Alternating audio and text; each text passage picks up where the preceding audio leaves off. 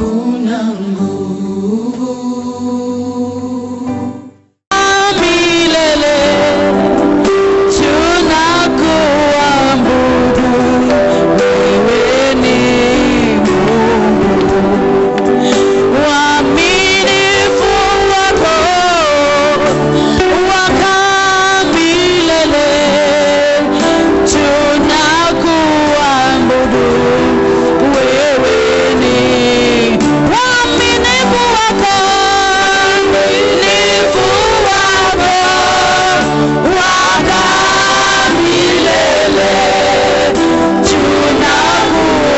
tunakuabudu wewe ni uaminifu wako, uaminifu wako wakaa milele, tunakuabudu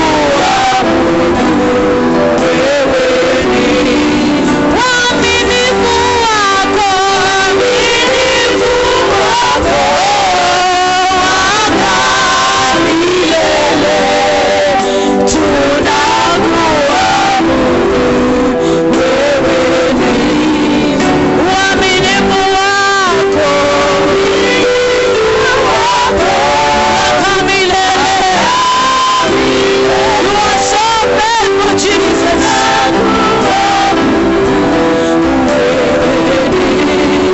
Uaminifu wako, uaminifu wako wakaa milele, tunakuabudu wewe ni. Mungu amekuwa mwaminifu, amekuwa mponyaji katika maisha yetu, amekuwa kimbilio hata wakati tulikuwa tunasikia tumevunjika moyo. Bwana amekuwa ngao na kingao katika maisha yetu, amekuwa msaada wa karibu, amekuwa tumaini, amekuwa mama imara. Somebody lift up your voice and just honor the name of the Lord. Worship the name of Jesus. Father, we worship you this morning. Father, we honor you. We are here because of your faithfulness. We are alive because of your faithfulness. We have health because of your faithfulness. We have victory because of your faithfulness. Uaminifu wako unadumu milele, rehema zako ni za milele, ukuu wako ni wa milele. Nani aliye kama wewe? Wewe ni Mungu wenye Yeah, today, the 28th of November, the month is about to end. We have very few days left this month, maybe around 33, and the year is done. I don't know, as you look back, whether you can really say that what you declared as you entered this year, you have been able to accomplish, or you have lived up to the dreams that you had for this year, or you have an excuse why you didn't live up to those dreams. Hallelujah. Of course, many of us have excuses because we had great dreams and nothing has come to pass. We had great expectations, and probably where we were at the beginning of the year is still where we are even now. Of course, we can say Corona is still there and it has been hindering us from doing ABCD. I don't know, because when God put the dreams in you, he put them while the Corona was there, and he knew they are achievable even in that situation. Hallelujah. The Bishop John Kitonga, the Bishop for Nairobi North Region, is being consecrated at Huruma today, and so the apostle and his wife are there this morning. I cannot say whether all the people that are not here are there, but I know our apostle is there because we were together in the office this morning, and he has left to attend that ceremony. Amen. I said amen. Ama tumesikia baridi kila bahari. In fact, we should be rejoicing that rains have come at last. Bwana apewe sifa. In fact, if there was a day that people should be in the church, it's today. To come and thank God. We have waited for it for so long. Our hopes were almost winning out. But at last, rains are here with us. And we have every reason to rejoice and thank God. You have every reason today to wade through mud and the waters to come to church and say thank you, God, for your doing. Amen. Chapter 18 of Jeremiah, verse 1. Chapter 18 of Jeremiah, from verse 1. The word which came to Jeremiah from the Lord, saying, arise and go down to the potter's house, and there I will cause you to hear my voice. Then I went down to the potter's house, and there I was making something at the wheel. And the vessel that he made of clay was mud in the hand of the potter. So he made it again into another vessel, as it seemed good to the potter to make. Then the word of the Lord came to me, saying, O house of Israel, can I not do with you as this potter? Can I not do with you as this potter? Says the Lord.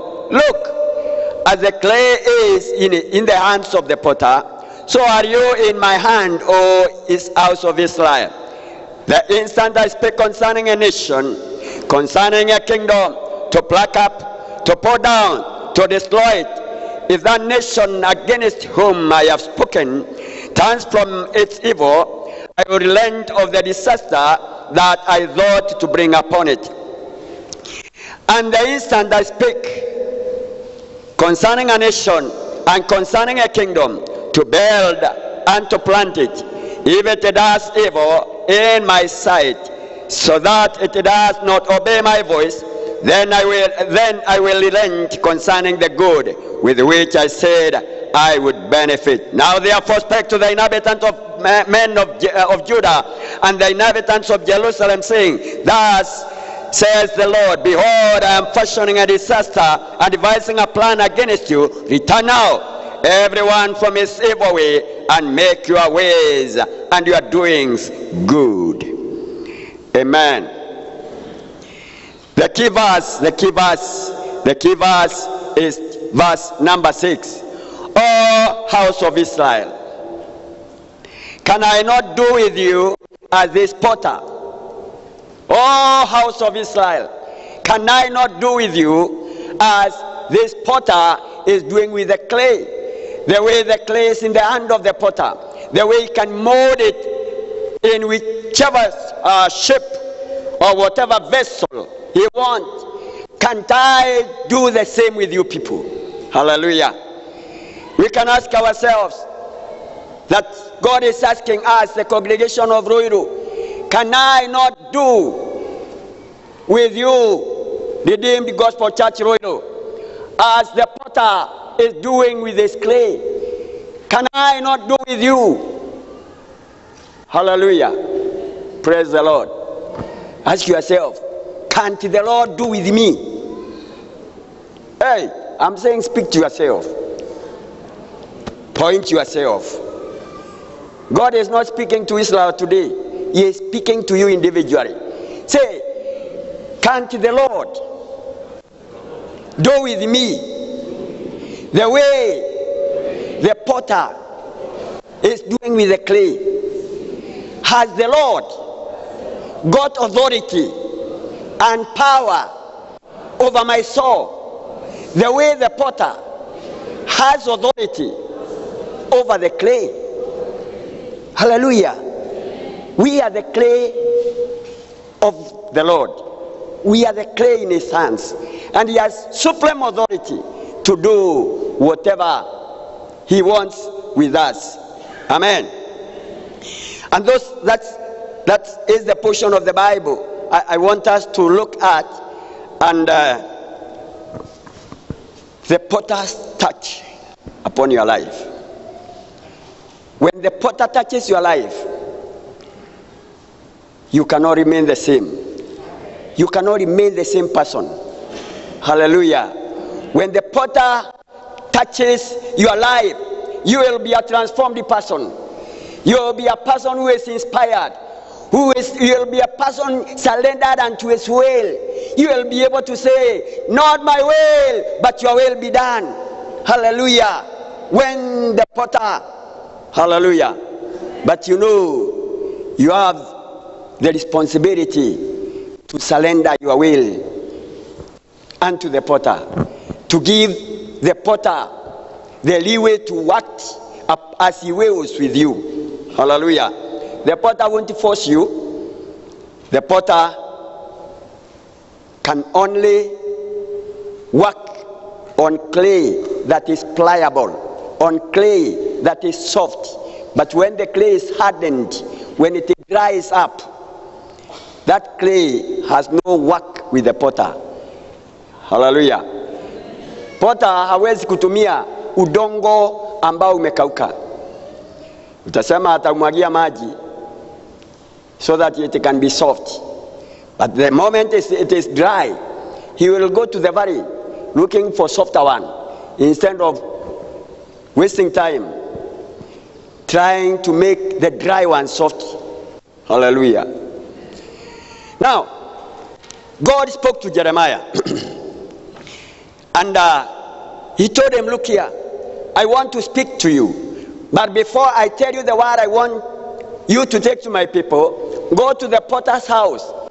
And once you arrive there, nitakupatia neno ambalo utapelekea watu wangu Israeli.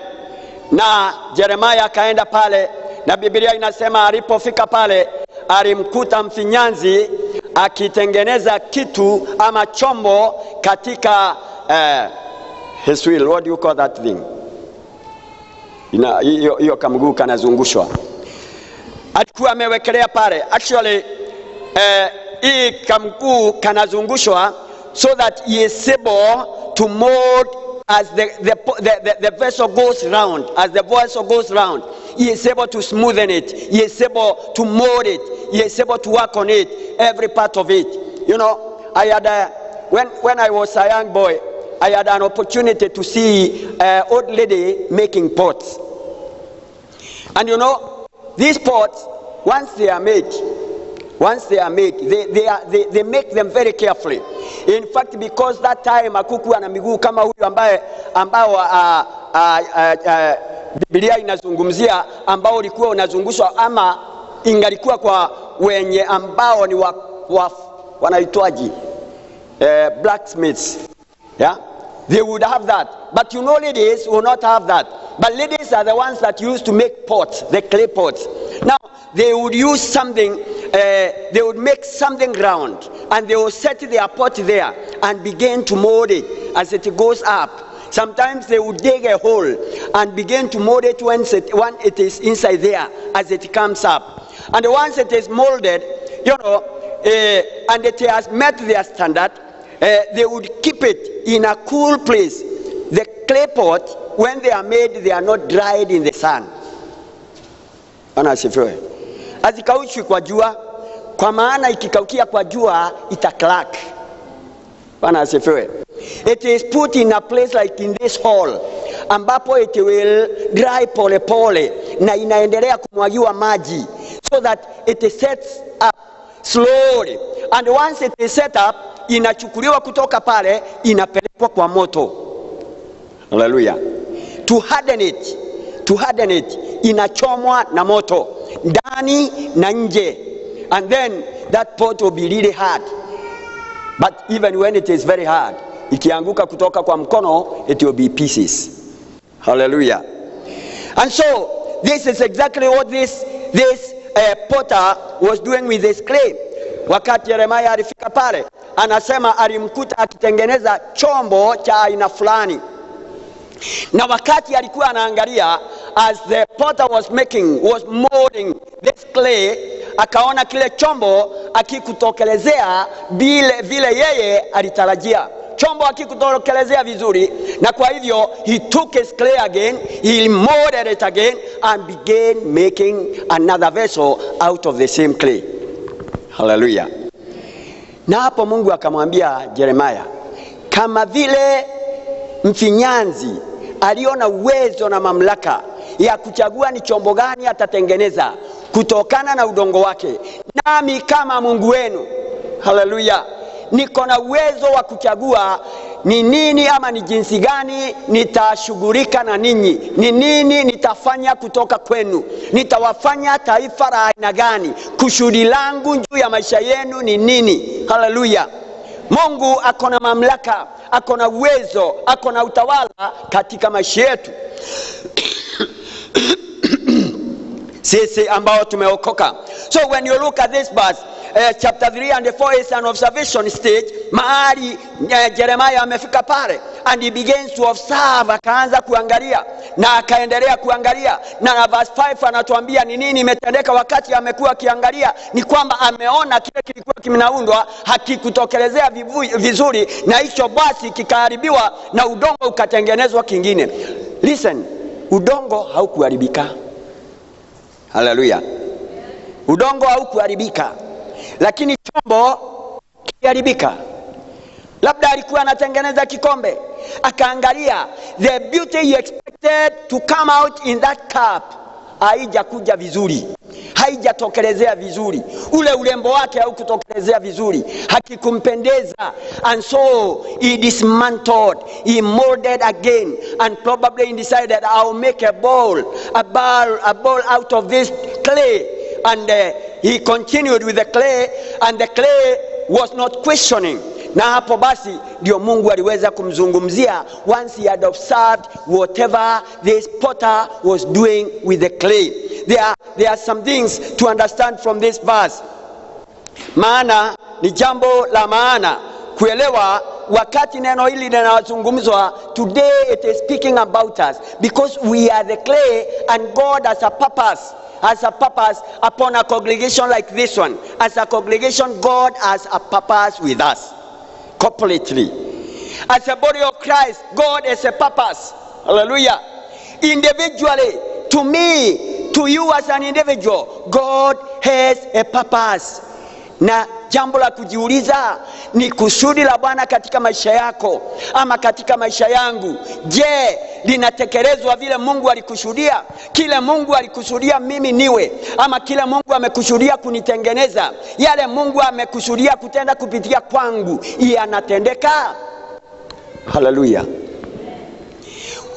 Wewe ni chombo cha aina fulani, na swali ni kwamba wewe kama chombo, kile Mungu ambalo amekusudia kinatekeleza mapenzi ya Mungu. Hicho chombo kinatekeleza mapenzi ya Mungu, kimetokelezea kulingana na vile Bwana amekusudia, ama kiko na yale ambayo kinatarajia, na hivyo kinajitawala chenyewe.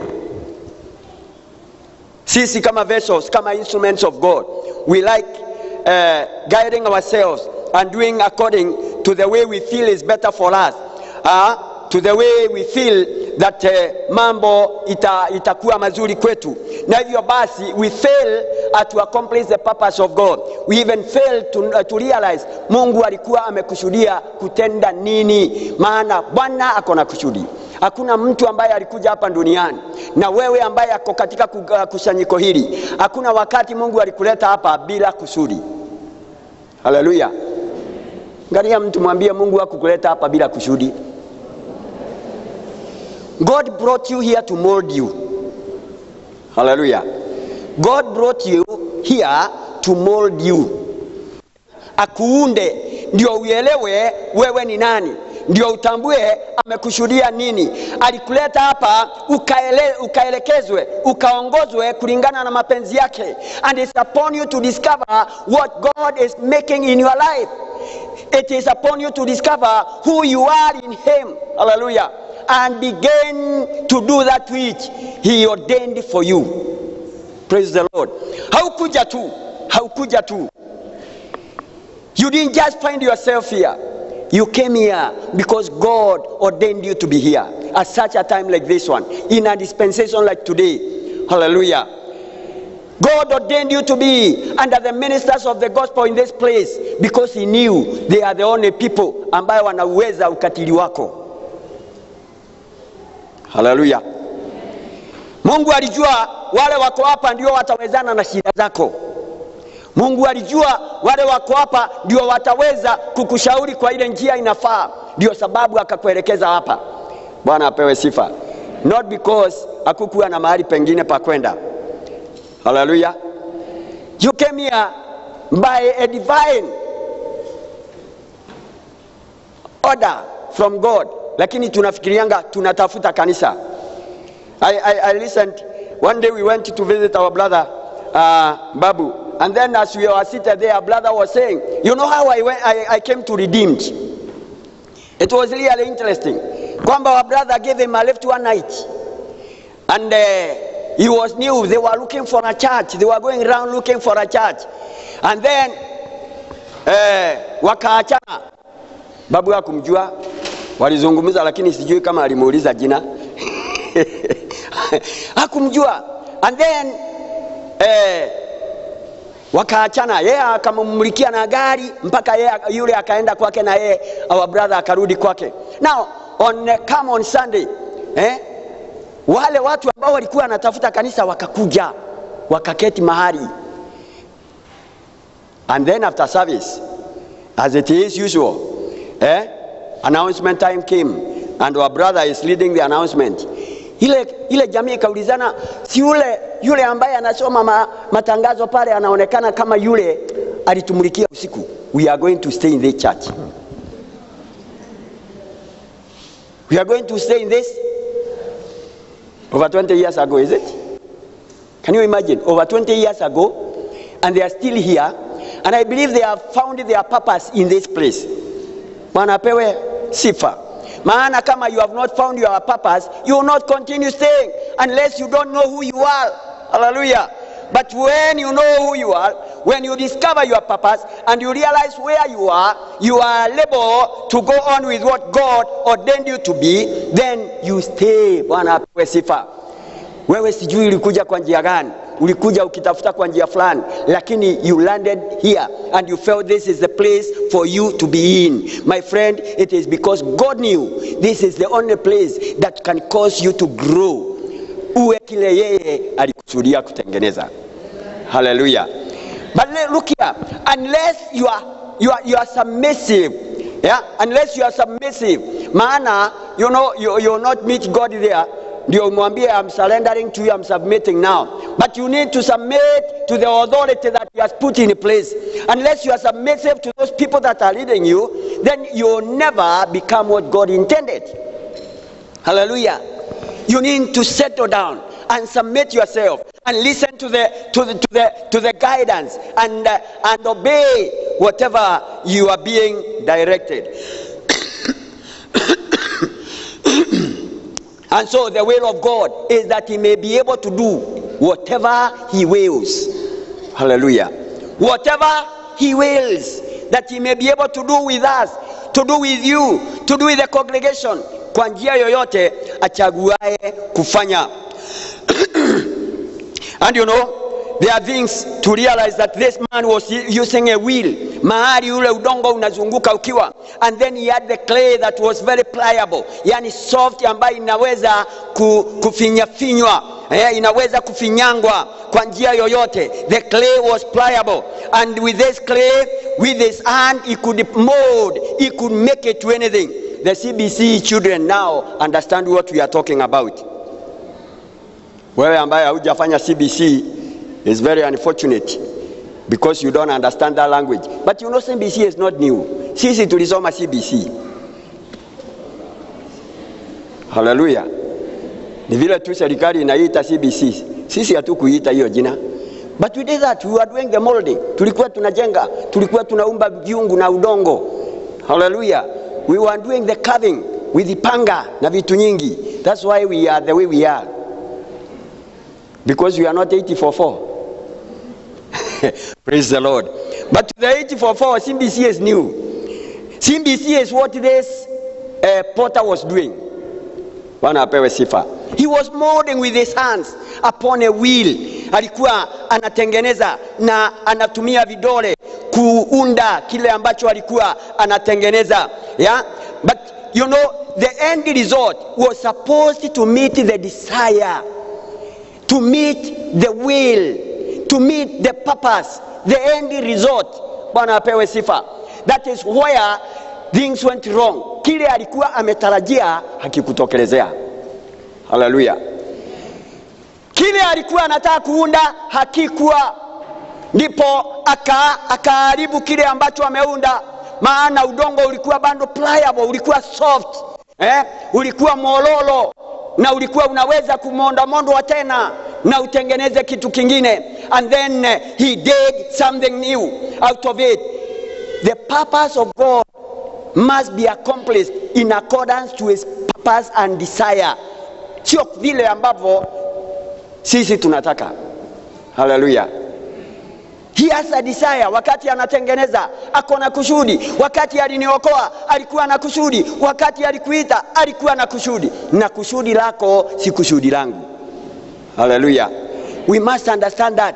You don't say that I want to sing like so and so. I want to preach like so and so. I want to be a leader like so and so. Yes, we can mentor you. We can model to you. But God has a different purpose for you. Hallelujah. We need to understand that everyone has a different purpose. And God destined you in a different way. Not like me. Hallelujah. Hawezi kusema huyo mtu akihubiri ya kuangi mpole kama fulani. God never designed me to be mpole. Bwana apewe sifa. Hawezi kusema na huyo mtu hana sauti na koroma kama ya fulani. Mungu hakudesign korome. Hallelujah. God has a purpose. There is a vessel that he wants to make out of me. Hallelujah. And I can only surrender to his will that he may make that vessel that he designed, that he intended. Hallelujah. Hapo ndipo makusudio yake yanaweza kutekelezwa. Lakini pasipo kufanya hivyo, then we won't become the vessel that he intended to make. There are some things that we need to understand or to learn from this story of the potter. Number one is that the destiny of the clay is in the hands of the potter. Hallelujah. The destiny of the clay is in the hands of the potter. The clay has nothing to claim. The clay has no will of itself. Lakini in destiny, muongozo wake wa huo udongo uko kwa mikono ya mfinyanzi. Hallelujah. Maana hawezi kusema, udongo hawezi kusema ulianza kunitengeneza kikombe, sasa umeharibu kikombe, unanitengeneza kuwa chupa. The destiny of the clay, yani kile ambacho kitatengenezwa kutokana na udongo, mfinyanzi ndiye mwenye kujua. Hallelujah. Mfinyanzi ndiye mwenye kuelewa. For that thing to be according to the desire of the potter, udongo lazima ukubali kufinyangwa. Hallelujah. Udongo lazima ukubali kufinyangwa. Maana udongo usipokubali kufinyangwa, then whatever the potter intended will never be achieved. Hallelujah. But if we accept and just surrender ourselves to the will of the potter, then whatever the potter intended will come out. Hallelujah. We also need to understand that hata kama kile ambacho kinatarajiwa kitengenezwe hakijatokelezea, udongo haujaharibika. Hallelujah. Udongo haujaharibika. That is why the potter could dismantle that one and mold something else differently. Bwana apewe sifa. In other words, it's like this. If today God calls you and send you somewhere, and in the event you fail or you go other ways like Jonah, you behave like Jonah. God is sending you to Nineveh, but you decide I will go to Tarshish. Let me tell you, you are the same clay and the purpose of God still stands. Hallelujah. Bwana apewe sifa. When you turn to God again, when you come back to God, he is able to commission you again to the same old mission. Bwana apewe sifa. Because the purpose of Mungu hawezi kusema nilifanya makosa kuchagua huyu ama kumtuma pale. Hapana, kile kinaleta shida ni clay, ni kile ambacho kinatumwa. Ya? Udongo uko pale na udongo uko sawa na unaweza kuumbwa tena, unaweza kuundwa tena, unaweza kurejeshwa tena na utekeleze kusudi la mwenyewe. Hallelujah. So the clay is the same. Praise the Lord. Wewe ukienda taasisi na upate shida njiani kama Jonah, umlilie Mungu, then God is able to restore his clay again and begin to mold it into his original purpose. Hallelujah. It is very important. It's very important to know your purpose in God. Maana it is only in him. The Bible says he foreknew us. Hallelujah. He foreknew us. When? Before he laid the foundations of the earth. Sio wakati ulizaliwa, sio wakati umeokoka, but before he laid the foundation of the world, he foreknew you. Alikujua wewe. And then Bible says alikukusudia wewe. Yeah? He predestined you. Praise the Lord. Alikukusudia. He predestinated you to be something. That's why when he came to Gideon, he called him mighty man of valor. Gideon was there fearful. Alikuwa hajielewi. Alikuwa anaogopa adui. Na yeye ana sababu zake nyingi. Anasema in our clan is the weakest. In my family, I'm the last born. And I am the poorest. How can I be a mighty man of valor? How can I be commissioned for anything? Hallelujah. But the potter, hallelujah, the potter foreknew him. He predestinated him before he was ever born. He knew him to be a warrior before he ever came into the world. God knew you, who you should be before you ever came to this world. He knows how many times you fail before you succeed. Hallelujah. He knows how many times you are going to give up before you rise up and take over the responsibility. Praise the Lord. Ours is to surrender to the potter, and the potter will guide us and mold us into that which he destinated. Praise the Lord. Yeye akona kusudi. And when we go to him and ask him what he intended, not tell him what we want to be. Hallelujah. Unajua tunaendanga kwa Mungu kumwambia kile tunataka. But go to him and ask him, because your purpose is in him. He knew you. He predestinated you. If you go and wait for him patiently with the desire to know who you are in him, he will reveal it to you. Hallelujah. He will speak to you.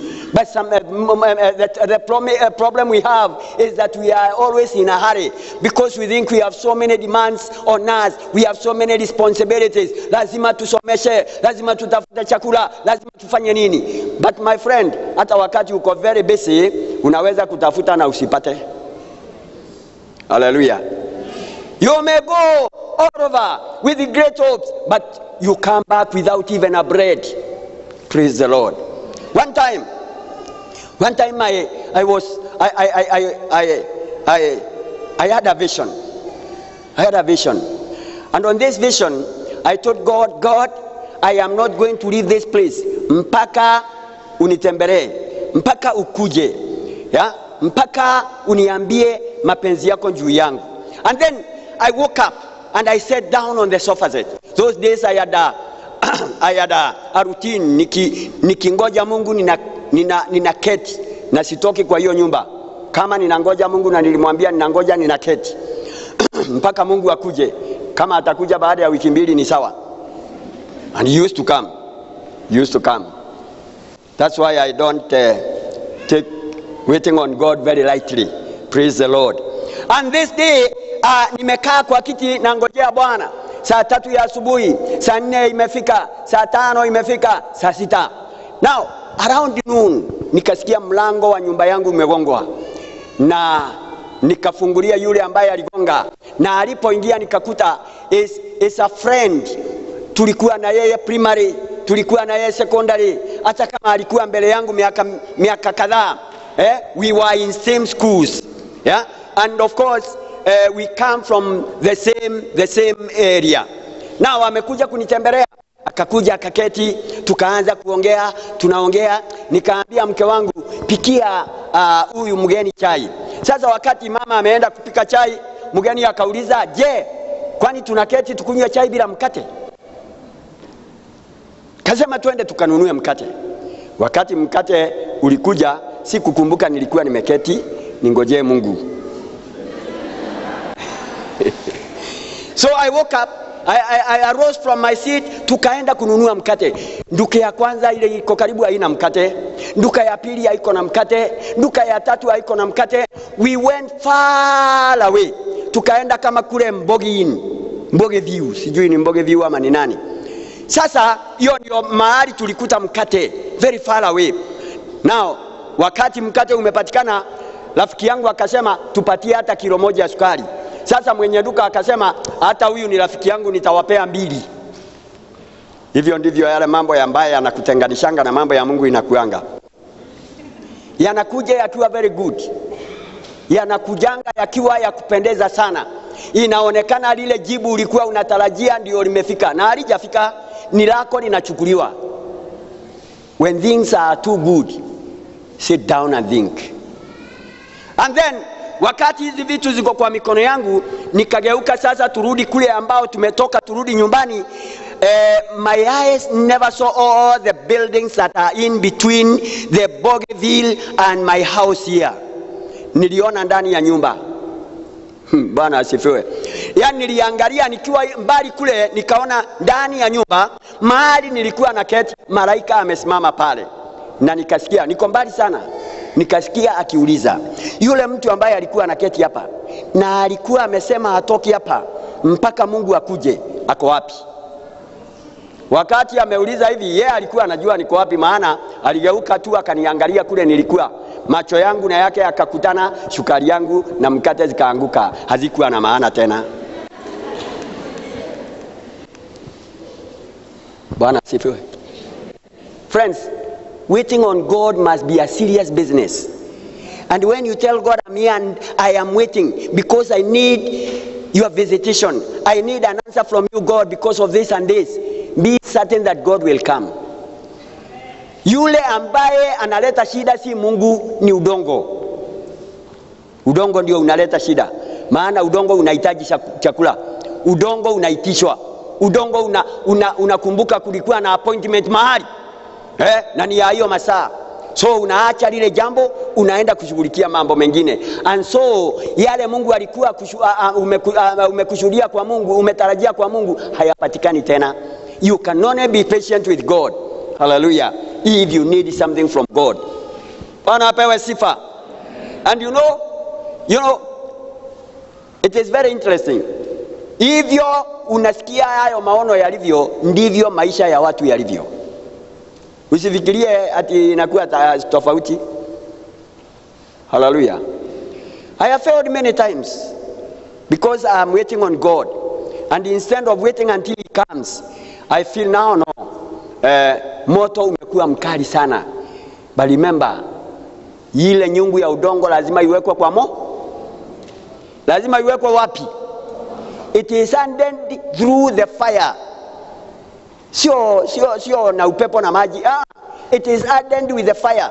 Lazima iwekwe pale. Your patience will be tested, and it will be tested with the fire. Hallelujah. Na mahali ambapo tunakosea sana ni katika hiyo patience. Do you remember somebody who is called Saul? King Saul. King Saul alienda vitani na Wafilisti, na wakati alikuwa katika uwanja akiwa kule, Samueli akatumana akasema, ningoje siku 7 nikuje nitolee Bwana sacrifice ndio vita ianze. And Saul waited. Akangoja siku ya kwanza, Saul akangoja siku ya pili. You will find that in 1 Samuel chapter 13. Akangoja ya 3, akangoja ya 4, na Wafilisti bado wanajiandaa, wanatayarisha, wanajipanga. Vile anaangalia uoga ndivyo unaendelea.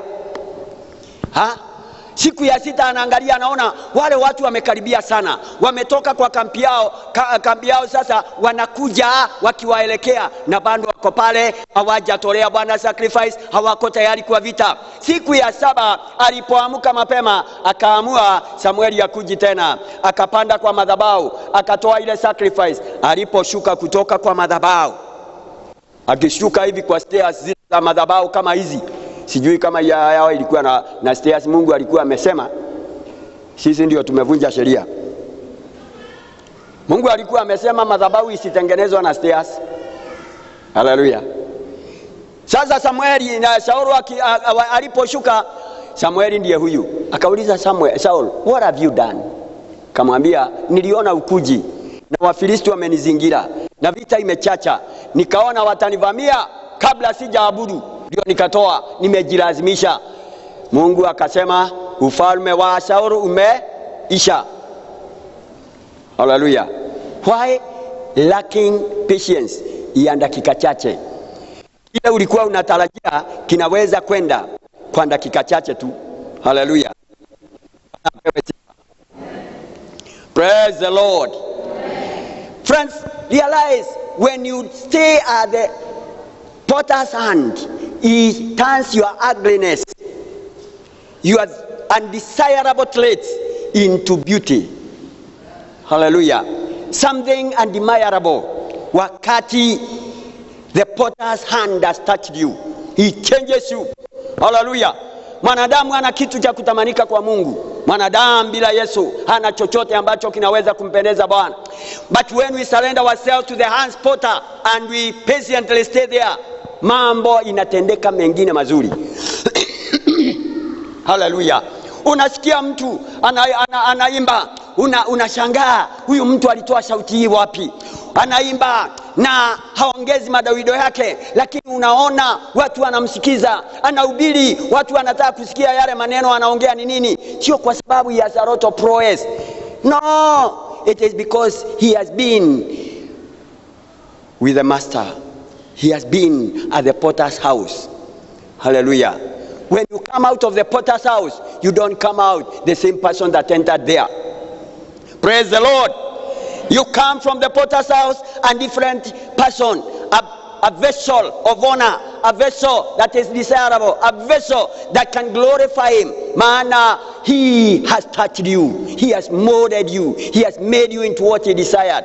My friends, let us desire to be patient with the Lord. Praise the Lord. Let us desire to abide there, to stay until he finishes with us.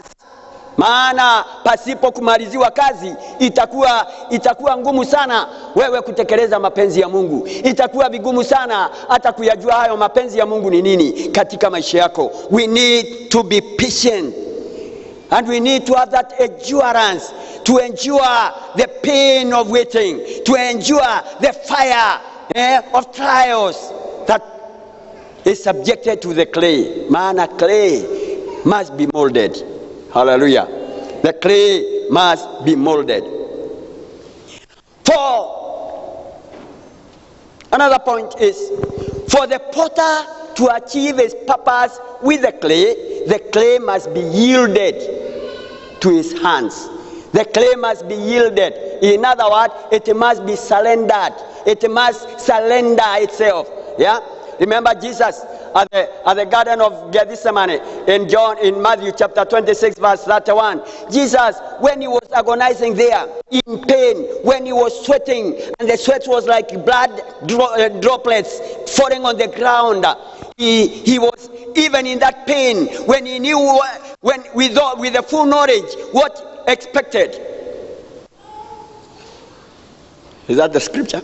When he knew what was expected, he said, Father, it is not that one, I think it's that 9. He said, Father, it's not my will, but your will be done. He said, Father, not my will, but your will? Yes, your will be done. And that is exactly what we should be saying. Not my will, but your will be done. If you are not able to say, God, let your will be done in my life, I can assure you, you will never achieve God's purpose in your life. If you cannot say, God, hata kama kuna shida, hata kama mambo ni mazito, God, I decide that your will be done in my life, and I will sit here until you accomplish your purpose. I can assure you, you will fail miserably. Na unajua shida ni kwamba utajua kile ulimesi wakati utaondoka duniani. Hapo ndipo shida iko. Bwana apewe sifa. Hapo ndipo shida iko, kwamba wakati tumeondoka ndio wakati tutaelewa ni nini ambayo tulikuwa tumekushuriwa na tukupata. You know, waiting is not easy, friends. And God's visitation does not just come because you say, God, I'm waiting. Remember, Daniel told God, went to God because he wanted to know, after 70 years are over, what are we going to do now? Because we are still in Babylon. And the Bible says that Daniel purposed to ask God, to pray, to wait on God mpaka aelezwe.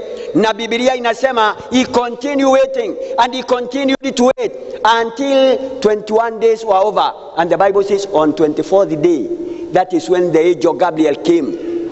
Hallelujah. He came on 24th days. After the man of God Daniel had been waiting for all that time. Wewe fikiria kama alingojea. Unajua sisi tunajipeanga siku tunasema we are going for prayer and fasting for 3 days. Bwana apewe sifa. Unajua that is ours. Lakini unaenda 3 days zinaisha, unatoka huko hakuna kitu umesikia kwa Mungu. Man, it was yours. Unasema I'll go for 1 week. Unaenda for 1 week. Unakaa pale ukingojea. Unakaa ukingojea. Wiki inaisha. Mungu haja kuja. We just act like Saul. Unaondoka unaenda. Badala ya useme zilikuwa nikuja 3 days na sijasikia kile nilikuwa natarajia. Let me continue waiting. Hallelujah. Daniel could have stopped after 3 days. He could have stopped after 1 week. He could have stopped even after 14 days. He could have stopped even at 21 days. But he didn't stop waiting until the angel came and told him, look here, I have been sent by God to you to give you the knowledge, to reveal to you what will happen. Hallelujah. And I was not able to come immediately. Maana wakati ulikushuhudia, sikia, wakati ulikushuhudia, sio siku ya kwanza ulianza kuomba, but the moment you purposed, the decree was sent from heaven. Gabriel was sent from the presence of God on the moment that Daniel decided and intended that he wanted to know the will of God. Akatumwa. Lakini Biblia inasema yeye mwenyewe aliambia Danieli amezuiliwa katika eneo la anga kwa hizo siku zote 21. Maana mfalme wa Persia ambaye is symbolic of the devil and his demons withstood him, walimzuilia until he called for more reinforcement. Dio Michael akatumwa. Maana Gabriel and Michael are two different angels. Gabriel is a messenger. Michael is a warrior. Wanapewa sifa. Sasa Shetani na jeshi lake wamekutana na messenger. So messenger atakaa pale mpaka the warrior akuja apigane vita. Akakuja ndio Gabriel akaachiliwa, and on 24 days akafika kwa Danieli. Bwana apewe sifa. Brethren, let us teach ourselves to be quiet before God until we receive what we want from him. Until we hear from him. Bwana apewe sifa. Let us train our souls to be quiet. Let us train our souls to be patient. Because lack of patience imetuzuilia kuendelea sana. Hallelujah. Just as the potter is using some instrument, he is using the clay. Na sisi ndio clay. And he is using the wheel. So God likewise will use a form of a wheel upon us as clay. Bwana apewe sifa. And wheel number 1 that God uses in order to mold us is trials. Bwana apewe sifa.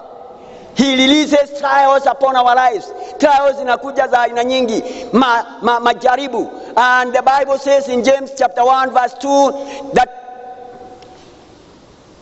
count it all joy when you go through various trials, when your faith is tried. Maana ikijaribiwa ukifaulu, it is like pure gold. Hallelujah. It is like pure gold. Count it all joy when you go through diverse trials. Hallelujah. Biblia inasema tutajaribiwa, na majaribu is one of the wheel ambayo mfinyanzi ambaye ni Mungu anatumia to mold us, to make the vessel that he intends. Hallelujah. Majaribu are not good, but you know, that of course they are given to them. There are some things that happen. Number one is that inasema tukijaribiwa imani, tukijaribiwa. My brethren, count it all joy, verse 2 and verse 3. Let's have verse 3. Knowing that the testing of your faith produces patience. Hallelujah. People lack patience because they fail to endure the testing. Bwana apewe sifa. They fail to endure the trials that come upon their way. Huo moto watu hawaistahimili, wanarukaruka, wanatoka mahali wanastahili kuwa, and therefore because of lack of abiding, of going through, we lack patience. And you know, the Bible continues to say, and patience has or produces its perfect work. Hallelujah.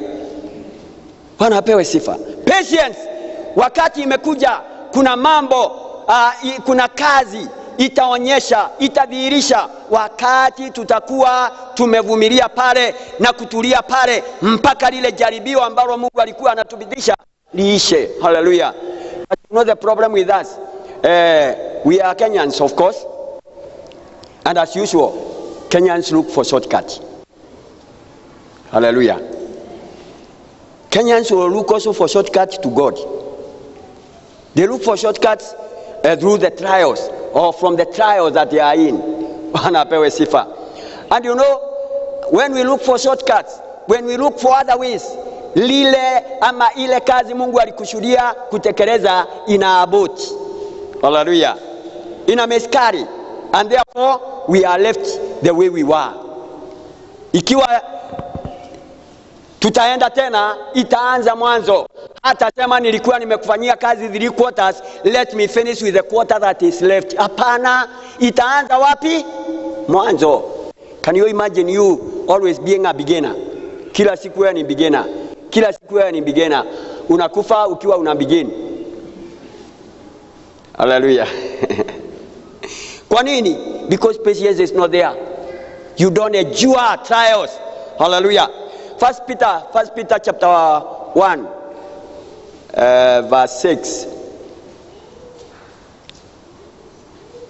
First Peter chapter 1,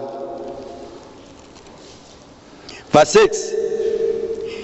Verse 6 inasema, in this greatly rejoice, though now for a little while, if need be, you have been grieved by various trials.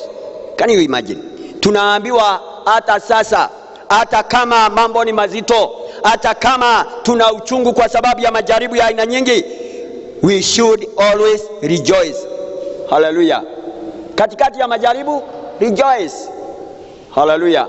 But you know the problem with us is that we are fond of murmuring, grumbling, questioning, yeah, and wondering, is this the will of God for me? You know why we ask whether this is the will of God for me? It's because you don't know that will of God. But when you know the will of God for you, hata kama majaribu itakuja and you are within the will of God, you don't ask any questions. Maana unajua hiyo ndio njia Mungu amekushuhudia upitie. Hallelujah. Lakini kwa maana hatuelewi, ndio sababu tunauliza, lile, is it the will of God for me to suffer this? Is it the will of God to sleep hungry? As though you are the first one to sleep hungry. Hata Paulo alilala njaa mara nyingi. Bwana apewe sifa. Praise the Lord. Kwani Biblia inasema lazima utapata mkate kila wakati? Biblia inasema Mungu alipitishia wana wa Israeli jangwani, mahali hakuna chakula, hakuna chochote, ndio wapate njaa, ndio wajue mwanadamu hataishi kwa mkate peke yake. So hata sleeping without food is the will of God for you.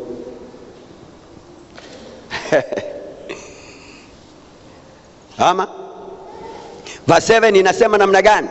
And that the genuineness of your faith, being much more precious than gold that perishes, though it is tested by fire, may be found to praise, honor and glory unto the revelation of Jesus Christ. Imani yako wakati imejaribiwa, hallelujah, imani yako wakati imejaribiwa becomes more precious than gold. Hata kama hiyo dhahabu imewekwa, imetupwa kwa moto, ikachomwa, ikayeyushwa, ikaondolewa uchafu wote, na ikawa ile dhahabu safi sana katika standardi za ulimwengu, Biblia inasema imani yako wakati imejaribiwa na ukashinda inakuwa more precious. Hallelujah. Inakuwa ya dhamana sana kuliko hiyo dhahabu. Praise the Lord. Na kwa sababu hiyo, at the revelation of Christ, it will be found to be praiseworthy, honor and unto glory. Hallelujah. Hayo ndio yale mambo tunatamani yapatikane kwetu wakati Yesu atadhihirishwa. Lakini let me tell you, it is not easy. Praise the Lord. It depends on how you respond to trials. Hallelujah. The will number 2 that God will use, chastening. Chastening. Bwana apewe sifa. Biblia inasema yeyote Mungu anakubali kuwa mtoto, lazima amwadhibu, lazima amrudi, lazima apitie adhabu ambayo kila mmoja ambaye ni mtoto anapitia. Lakini usipopitia adhabu, wewe si mtoto, bali wewe ni illegitimate child. Hallelujah. Yani mtoto ambaye hana baba.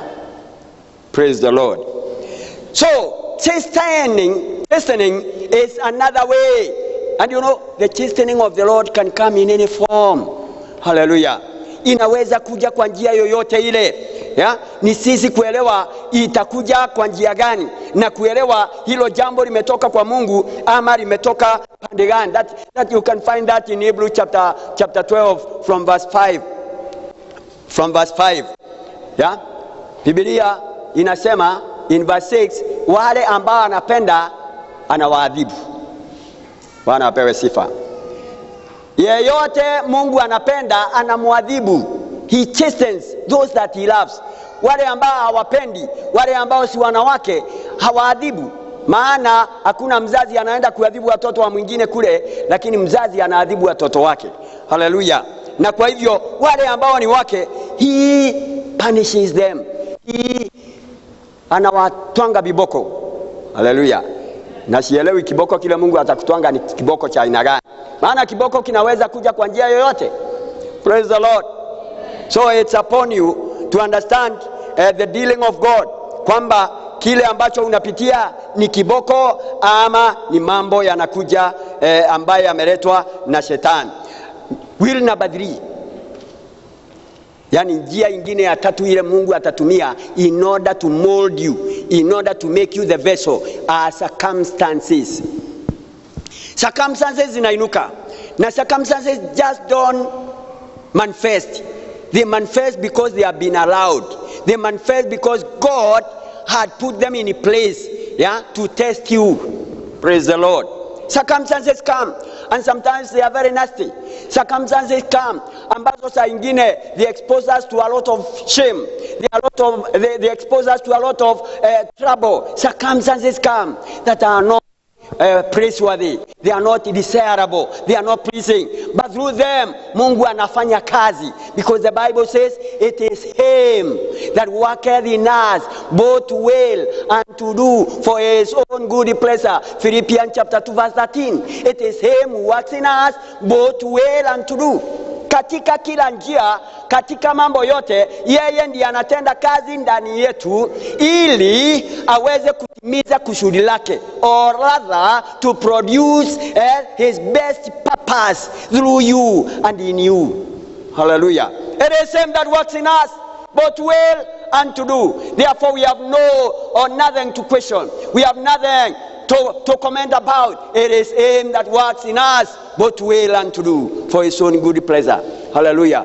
Circumstances zinakuja ambazo zinakuja uonekane kama kweli ukiwa katika hiyo hali bado utasema Yesu ni Bwana. Hallelujah. Ukiwa katika hiyo hali bado utaendelea kuhubiri.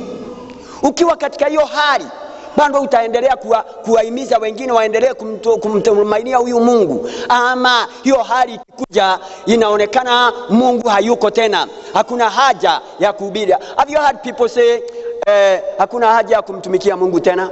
Yeah? Unafikiria kama ile hali ilikuwa na Wamaraki wakati wa Israeli walisema it is in vain to serve God.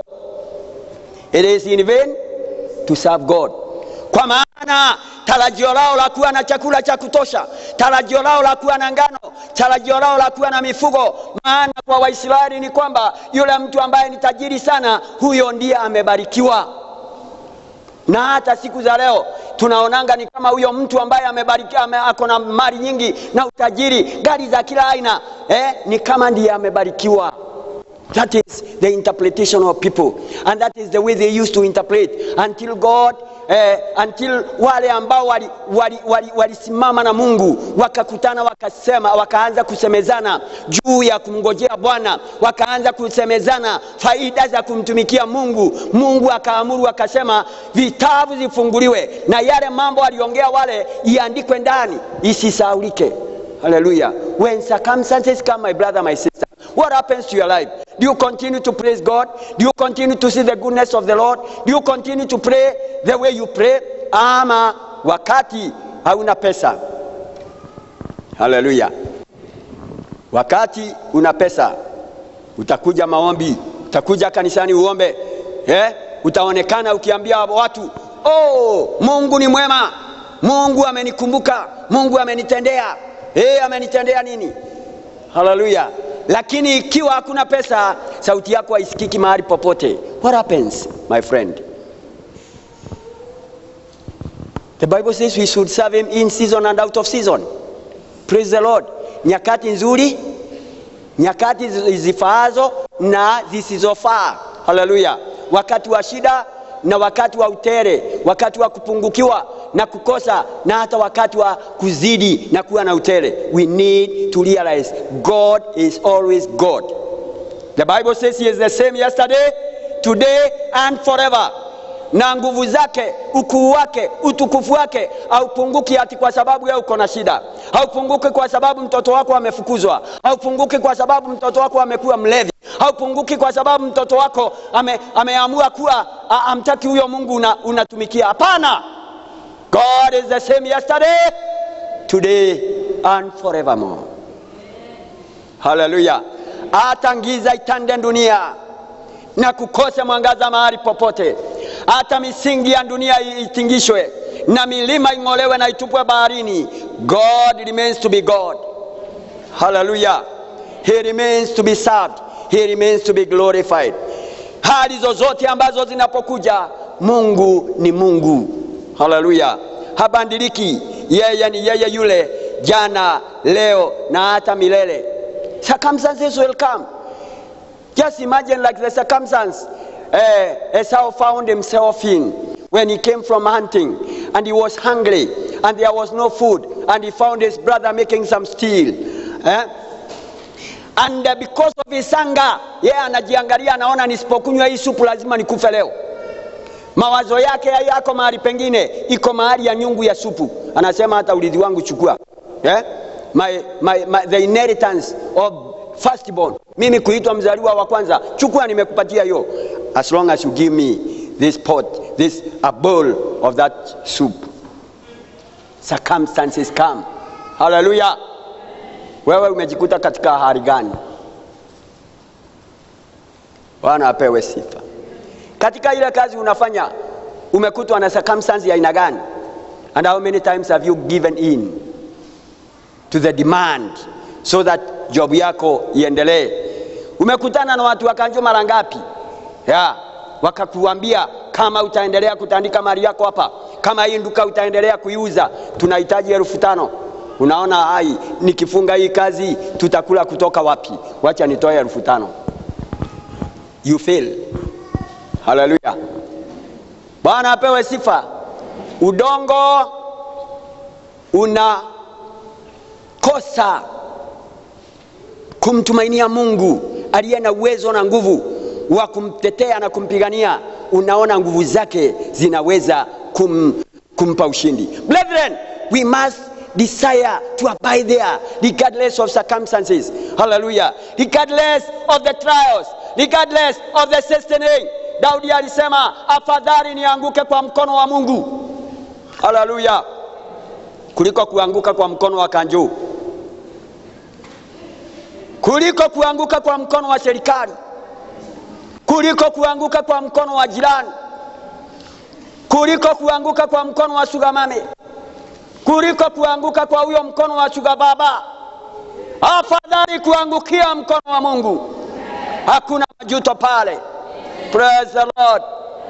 Watu wanafikiria juu ya immediate need, wanakosa kuelewa kwamba that immediate need will have its consequences next day.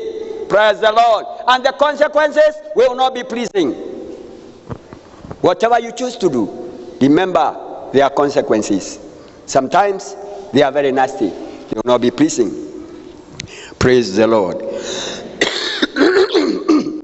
Therefore, brethren, I adjure you, as the clay has no question to ask the potter, let us train ourselves not to be questioning God and murmuring, because murmuring and complaining is actually questioning the wisdom of God.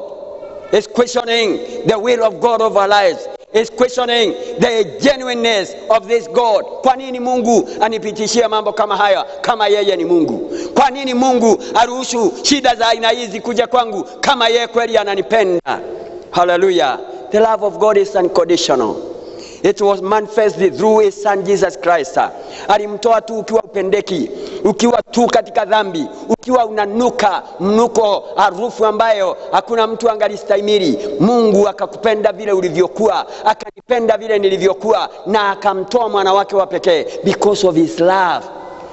Hallelujah. Praise the Lord. And therefore we cannot question the love of God. We cannot question the genuineness of God. We cannot question his wisdom. His wisdom is ultimate. Praise the Lord. He knows the end from the beginning. Wakati uliokoka, alijua safari yako itafika wapi. Hata tangu ukuje duniani, hata kabla uzaliwe, alikuwa anajua baada ya kuzaliwa utapitia barabara gani, utafanya mambo ya aina gani, mwisho ni wapi. Hallelujah. Ours is to surrender. We must yield ourselves. Praise the Lord. We must yield ourselves and train ourselves to say, Father, not my will, but your will be done. Praise the Lord. And you know there are very few people that can do that. Yeah? Father, not my will. When God one time came to me and told me, Pastor, you know, I'm pregnant. And I'm pregnant through my boss. Na nilikuwa nalala na yeye kwa sababu nilikuwa ninaogopa kazi yangu isipotee. Sasa mimi niko mjamzito na niliposema boss alisema nitoe. What do I do, Pastor? Supposing you are in my position.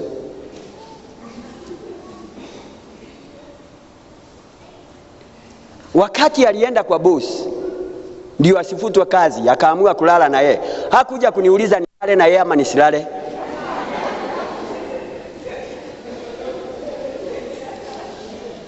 Hallelujah. Lakini sasa shida imekuja, anakimbia kwa mchungaji, nifanye nini? Maana sasa ana demand nifanye hivi. Brethren, let us know whatever decision we make, it has consequences. Praise the Lord. And consequences are not pleasing. Hizo consequences hiyo kitendo kitakufanya upoteze chochote ulikuwa unatarajia kwa Mungu. Brethren, God loves us. And Paul says, Paul says in in Romans chapter 8 from verse 38, I am sure, I am persuaded, I am certain that nothing, that nothing, sio milima wala mabonde, height or depth, life or death, poverty or richness, There is nothing under the sun, present or future, that can separate us with the love of Christ or with the love of God in Christ Jesus. Hallelujah.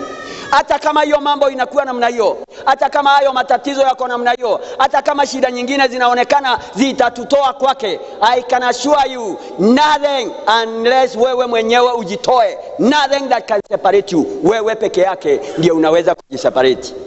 Hallelujah.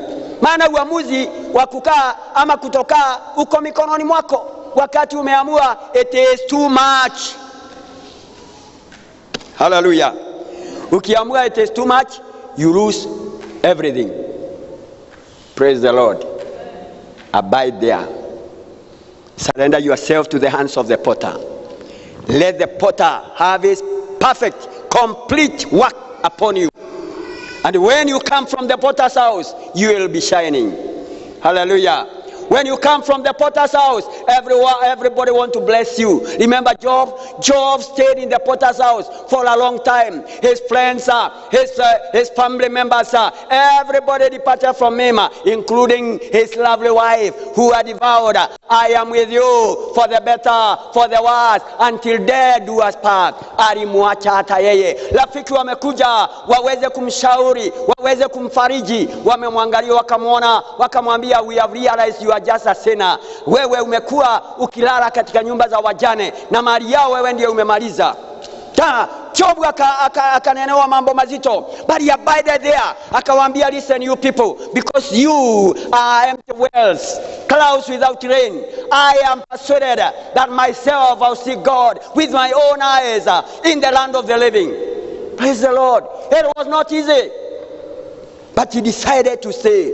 After he stayed and endured in the potter's house, I can endure all the fire that was there. I can endure whatever suffering and pain. I can endure all the ridicule that came upon him. I can endure being spoken against. Atakuachwa na jamii yake.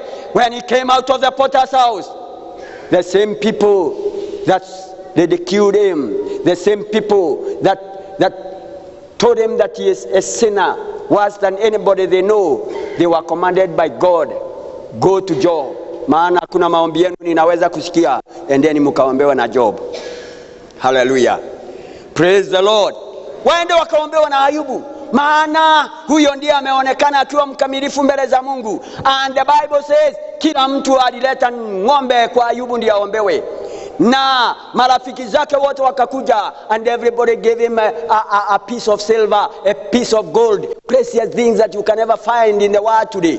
Hallelujah. Everybody came with something to give to Job.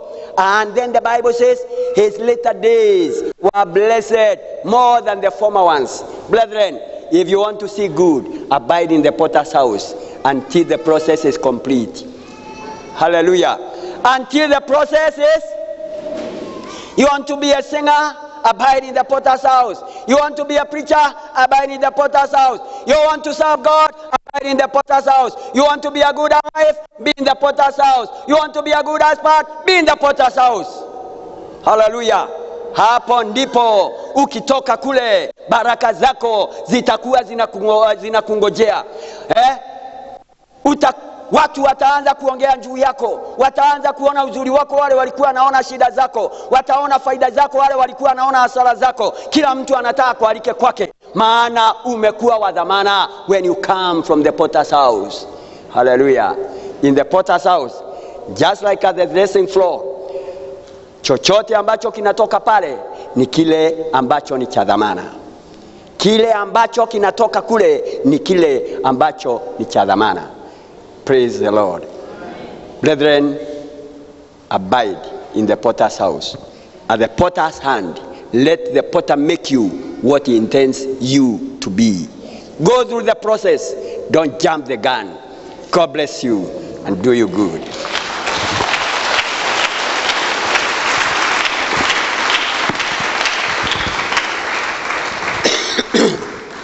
Tuombe. Father, in the name of Jesus, we want to bless your name this day. Thank you, King of Glory, for your goodness, Abba Father. We thank you for your word this afternoon, Jehovah God. May that word, my God, find a place, oh my God, in our lives. May it find meaning in us, O King of glory. My Father, may you continue, my God, to enlighten the eyes of understanding. My Lord, my God, Mana, wewe Mungu Bwana umelileta likiwa na kushauri Bwana wa ajabu. Umelileta Bwana Mungu ajabu likatusaidie Bwana. Likatekeleze makushurio yako Bwana maishani mwetu. Mfalme wa rehema, may you mold us, O God. May you make us, oh my God, what you intended, Abba Father. What, oh my God, your purpose before you came into this world. Before, Lord, we ever knew you, King of glory. My Lord, because our destiny is in thy hands. Father God, may you, Father, produce that which, oh my God, you intended, oh my God, through your people individually, Abba Father, and the Church of Christ, O King of glory, as a congregation of redeemed, royal God. My Father, my God, mapenzi yako yatekelezwe Bwana wa ajabu. I commit your people, my God, unto Jehovah God this day. And I pray, my God, may you have your way, my Father, in our lives. My God, King of glory, may you visit every one of us, oh my God. Each one, oh my God, at his own time, O King of glory. My God, in accordance to your will and your purpose, O God. We surrender, God, unto you, Lord. And my God, Jehovah God, yield our will, my Father. And say, Lord, not what we will, but your will be done, O King of glory. My Father, hear the cries of your people. Say the desire of their hearts, oh my God. My Father, akuitapo Bwana, ukasikia Bwana wa ajabu, ukajibu mfalme wa rehema, maana wewe ni Mungu uliye mwaminifu, na uaminifu wako Baba ni wa milele, Jehova God.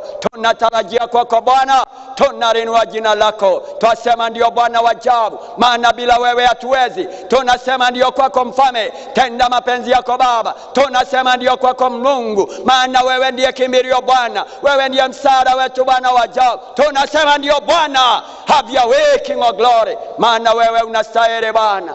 Oh Jesus, we magnify your name. We adore you, Jehovah God. Maybe you are in our midst this afternoon, this morning. You have heard the word of God, and you are one of those people that are saying, with my whole heart I will obey. And the answer will be yes. Uko miongoni mwetu na unasema Bwana, niko hapa, ninatamani nikujue Mungu. Hujampatia Bwana maisha yako, hujaokoka wewe, na unajielewa na unajua. You have the opportunity of surrendering your life to Jesus, of welcoming Jesus into your life, that you may begin your journey into the potter's house, that the potter may have his way into your life and begin to mold you. Are you here this day and you are saying, Lord, I'm here, I need you in my life? Do we have somebody like this in this congregation? Kama uko pale na unasema hivyo, inua mkono wako and we will pray with you. Inua mkono wako tu mahali ulipo, tutaomba pamoja na wewe. Do we have somebody in this congregation that is saying, yes Lord, I need you in my life? Yes Lord, nimeshumbuka, nimehangaika, Bwana ninakuhitaji. Do we have somebody? We don't seem to have. Father, we bless your name and we worship you today. How I pray, Father, that our words, oh my God, our hearts, God, our souls, God, will be willing to say yes, King of glory, to your will. We'll be willing, Lord, to say ndio Bwana kwa yoyote Bwana Mungu ajabu letao Bwana maishani mwetu. Mungu wa milele, may our hearts, oh my God, be accepting, my God, be receptible, King of glory, to your purpose, Lord, and to your will, every day, every moment of our lives, oh my God, that we are able to endure trials, oh my God, chastening, oh King of glory, and circumstances, oh my God, that come our lives, Lord, that we may be overcomers, oh King of glory. Father God, may your grace be upon everyone. I worship you, God, and I adore you. In the name of the Father, the Son, and the Holy Spirit we pray. Amen. God bless you. God bless you.